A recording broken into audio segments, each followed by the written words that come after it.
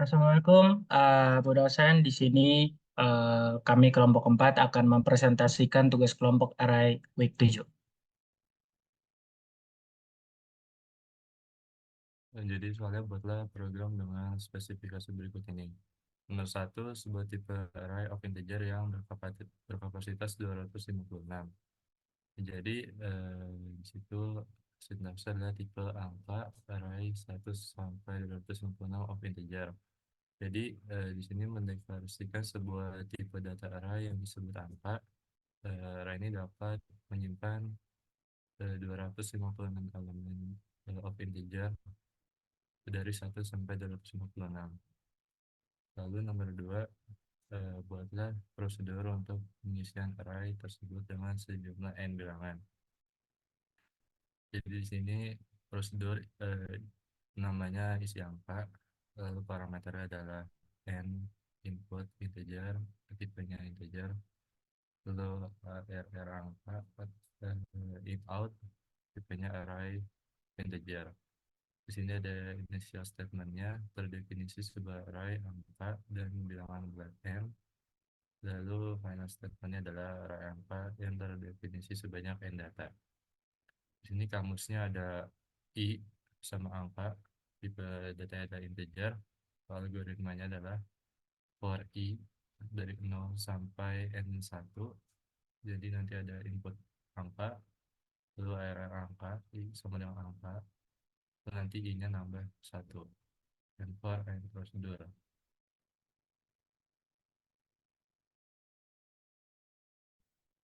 Untuk yang ketiga adalah buat sebuah prosedur untuk mereverse sebuah array.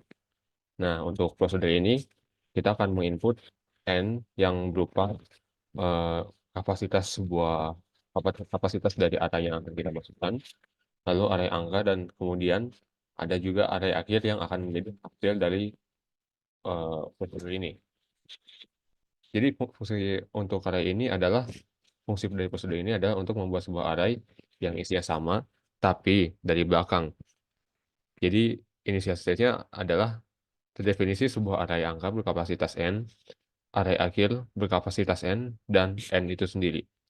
Dan hasil akhirnya akan mengeluarkan sebuah array yang nilainya dari array angka tapi urutannya dari belakang. Seperti yang saya jelaskan tadi. Nah, untuk prosedur ini kita akan menggunakan sebuah iterasi.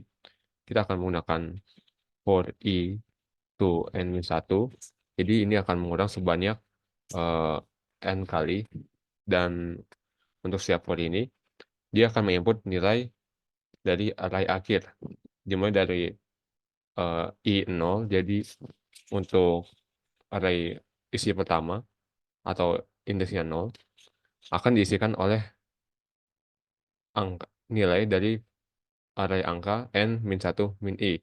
Atau kalau misalnya kita ambil contoh, ada sebuah array yang isinya 10 value, maka array akhir 0 akan terisi oleh array angka 10 min 1 min 0, sehingga akan diisi oleh array dengan indeks 9 atau indeks terakhir. Proses ini akan berulang terus sampai nanti akhirnya diulang sampai ke n min 1.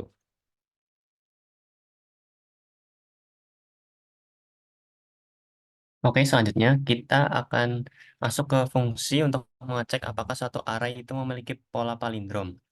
Nilainya itu, nilai elemennya itu membentuk pola simetris seperti itu. Contohnya itu ada 10, 20, 30, 20, 10. Terus ada juga 15, 75, 75, 15, dan yang terakhir ada 100 seperti itu. Oke, di sini untuk fungsinya di sini itu memiliki 3 parameter ya. Yang pertama ada n untuk memberitahu banyaknya anggota dari array-nya ya, seperti itu. Dan kemudian ada parameter selanjutnya yaitu ada array 1 dan array 2 yang dimana tipenya itu adalah angka dari tipe data struct yang ada di atas ya, dan akan mereturn boolean seperti itu. Untuk kamusnya di sini ada yang bertipe data integer dan kondisi yang bertipe data boolean seperti itu. Untuk algoritmanya di sini kita menggunakan looping ya, yang kita mulai dari 0 hingga n-1 karena elemen yang kita akses itu di sini dari 0 seperti itu. Makanya n-nya harus kita kurangi 1 seperti itu. Contohnya apabila kita masukkan n-nya 5, maka kita akan aksesnya itu dari 0, 1, 2, 3, 4 seperti itu. Dan dari dalam looping itu akan mengecek array 1 dan array 2 ya.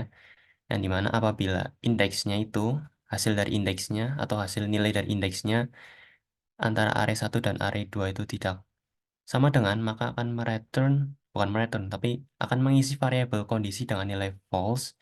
Dan apabila mereka kedua nilai mereka sama, maka akan mengisi nilai true seperti itu. Dan ini prosesnya akan terus berulang hingga n-1 ya. Seperti yang sudah saya jelaskan sebelumnya, apabila n-nya 5, maka akan diulang sebanyak 0, 1, 2, 3, 4 seperti itu.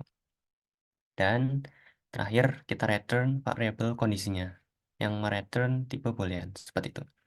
Dan ya, sudah selesai fungsinya untuk cek palindrom seperti itu. Mungkin bisa dilanjut oleh teman saya. Nah, selanjutnya saya akan menjelaskan mengenai program main atau program utamanya. Di sini sederhana saja karena setelah di program utama kita menguji 3 subprogram yang telah kita buat sebelumnya yang sudah dijelaskan oleh rekan-rekan saya, yaitu dari prosedur pengisian array dengan simpanan bilangan. Kita sudah membuat subprogramnya pada nomor 2. Setelah itu yang sudah dijelaskan rekan saya, teman saya, prosedur untuk reverse ini pada nomor 3. Subprogram kedua, subprogram kedua, dan di sini ada subprogram ketiga yang sudah tadi dijelaskan oleh teman saya.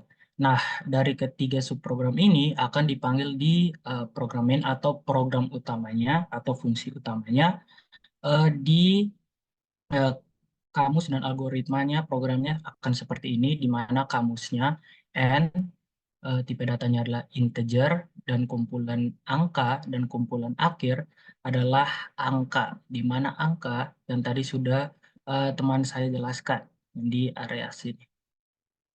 Nah, selanjutnya untuk algoritmanya yaitu ada inputan dari user atau ya user untuk input n. Setelah itu kita memanggil isi angka. Isi angka di sini yang tadi sudah dijelaskan yaitu isi angka pada eh, program kedua ini, yaitu prosedur kedua. Isi angka dipanggil, setelah reverse-nya subprogram kedua dipanggil, dan ketiga yaitu fungsinya.